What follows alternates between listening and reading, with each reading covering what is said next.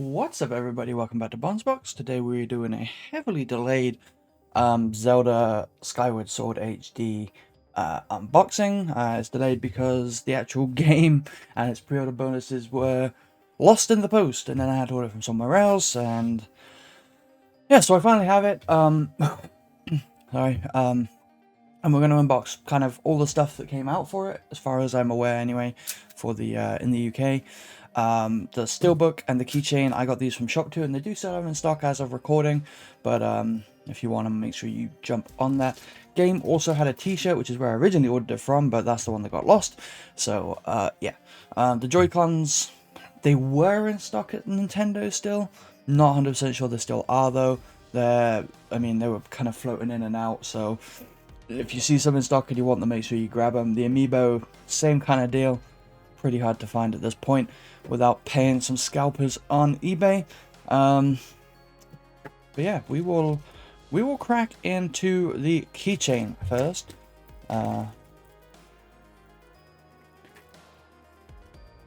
it comes in this really nice kind of felt bag. Is it felt? It almost feels like felt. Kind of a no, it's a nice little fabric cover. It's got the logo of the game on there. And then inside a plastic bag, inside a felt bag, inside a plastic bag, I guess. This keychain is actually a lot nicer than I thought it would be, damn. As you can see, it has got all the holes and stuff in it. And it's this gorgeous imagery of Triforce with the bird and whatnot. That you see. I think the most iconic thing is probably from the shield, the Hylian shield. But yeah, I mean, that's a really gorgeous keyring. I might actually use that for my keys. Quite wide though, I don't know. But yeah, it's a very nice keychain. Comes in a very nice bag. So got that. Right, next we're gonna save the game in the Steelbook for last, because you know me, I like my Steelbook, so we're gonna save that for last. We'll check out the Joy-Cons next. So the box is actually a lot smaller than I thought. I don't really know what I was expecting. I've never bought separate Joy-Cons before. I mean, I usually use the Pro controller anyway. And then the Joy-Cons I have came with the systems. So I'm guessing this is probably the same box you usually get, but it's obviously designed. We got the two Joy-Cons are designed around the shield and the Master Sword. I mean, we'll see it once we get in there, but here's the box all the same.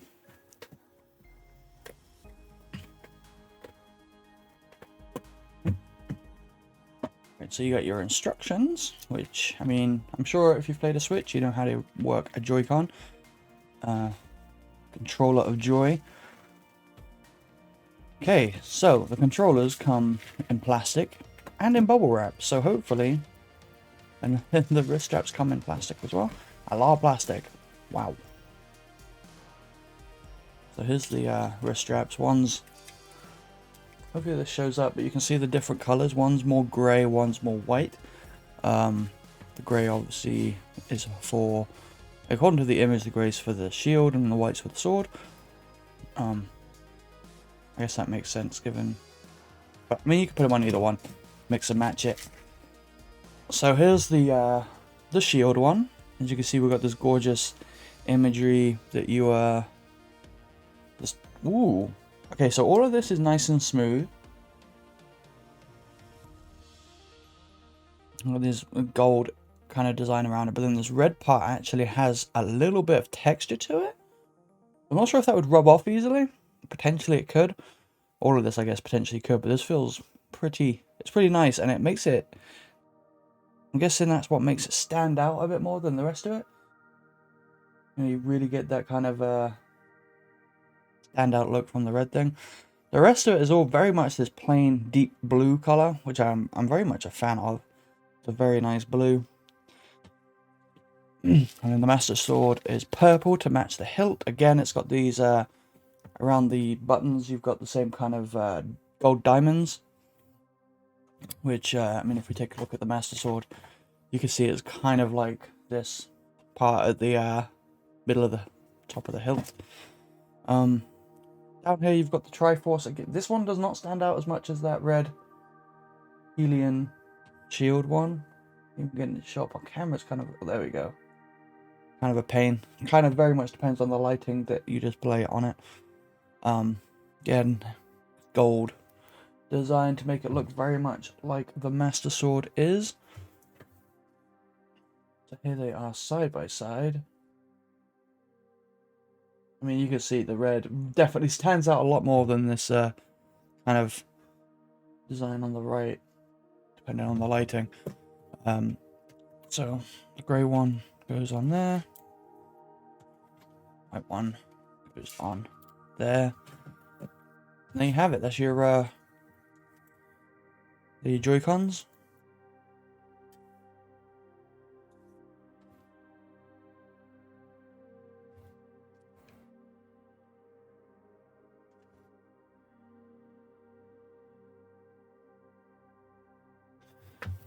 So next we'll do, well, next we'll get rid of all this rubbish. We don't lose my keychain in there. So there's the Joy-Cons. Next we'll do the Amiibo, which is, this Amiibo is somewhat controversial from the news I've seen, in that it allows you to, here we go, it says, allows you to change at will between the sky and the ground. So it's essentially a fast travel feature locked behind a peripheral paywall, and one that isn't even that readily available. It's not like a, you know, a microtransaction DLC that you can just buy whenever you want. If you want that fast travel, it seems like a pretty big quality of life feature, you gotta pay for the Amiibo, which, you know how Nintendo are, they don't want to make enough of anything. So it's essentially give the scalpers double the price or whatever they're going for. Or don't have the fast travel. So hopefully there's more being printed or something, or they're gonna, I don't know. It's a bit lame. But anyway, we'll check out the actual Amiibo. Shred this thing to this packaging to shreds, much to the, sure a lot of collectors are not happy with that. You got your instructions. Well protected under Zelda's dress there. This, like I said, Zelda and Loftwing. The fast travel Amiibo. Yeah, I mean, it's a gorgeous Amiibo. It's beautiful blue and white and yellows and pinks. White, I've already said white, but a hand here, as you probably just see me do, is quite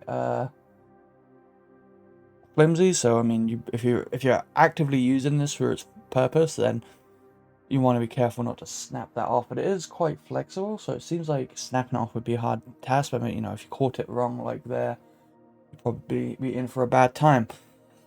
The Loftwing has this kind of white, see-through, clear plastic stand to keep it upright, so that it's not just these flimsy bird legs it's resting on. So that's good.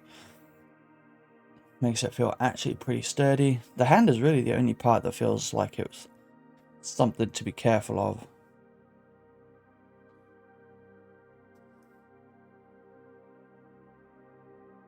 It's a gorgeous looking figure though. Even if you add it just for display purposes, I don't think you'd be disappointed, but you probably know that already from Amiibos. They definitely are, in terms of the miniature figures, they're definitely some of the best, if not the best you can get, I'd say. So we'll quickly open the game, which, you know, it's a Nintendo game, is the case. I mean, it's a standard edition game. It's not like it was anything special, because the keychain and the steelbook came separately as throw-in pre-order bonuses. But if you wanted, you could do a reversible cover type situation, I suppose, because this artwork's kind of split, but it doesn't have the title on the spine or anything. So the interior is actually really nice, though. You've got this same imagery that you do have on the steelbook here on the left side, and then the kind of more bland's a harsh word, but I mean, simple design on the right here. Triforce logo and stuff. And then obviously we got the cartridge.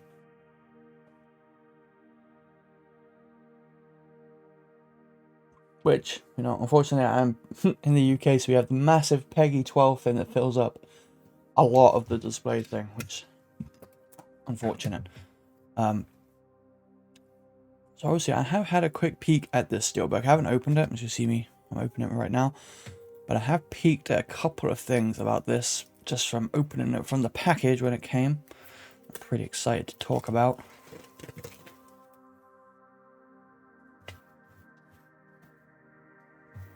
So, right away, this design is gorgeous. This might be my favorite Switch Steelbook we have here. We've got, you know, Link in the forefront with that design that was inside the case. We got Zelda. We got, I can't remember the name of the sword. Does she even have a name? I think she does. You got Groose there. You got the bad guy. Again, forgotten the name. I've never actually fully completed Skyward Sword, full disclosure. I got about halfway through and then got distracted. But you got a whole bunch of characters on here. If you look hard enough. Then we do have the title on the spine. And it is the correct way up. So thank you, Nintendo. Usually, I mean, I have quite a few Nintendo Steelbooks, and a lot of them, I mean a lot, just don't have the title at all. But I have not only the title on the spine, but have it be the correct way up, unlike a lot of the newer Steelbooks on other platforms, is a huge plus. The back, a little bit more plain. You've got just the sword and shield on here.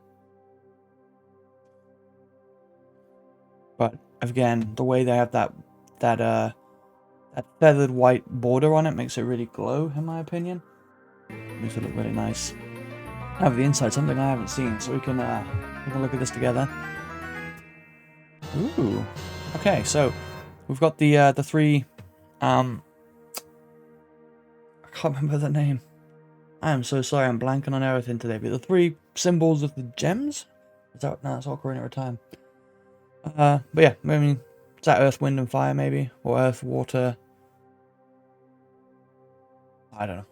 Can't remember. It's been so long since I played this.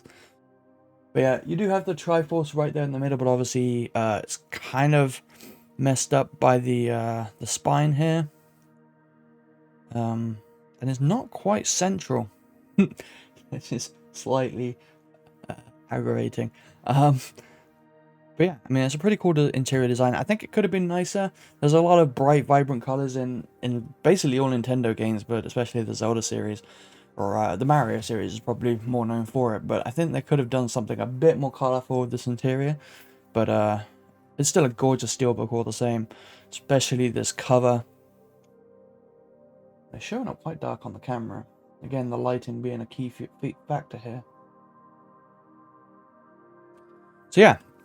That is the Zelda Skyward Sword unboxing for the game with its Steelbook. We got the Amiibo. We got the Joy-Cons. We had the keychain. So I'll throw up some pictures here at the end as usual. Some close-ups and stuff if you want to get some better pictures. But yeah, again, I apologize for this going up late. Hopefully you all enjoyed it all the same. I could have unboxed the Joy-Cons and the Amiibo, but it felt wrong without the game. I wanted to unbox it all as a singular package.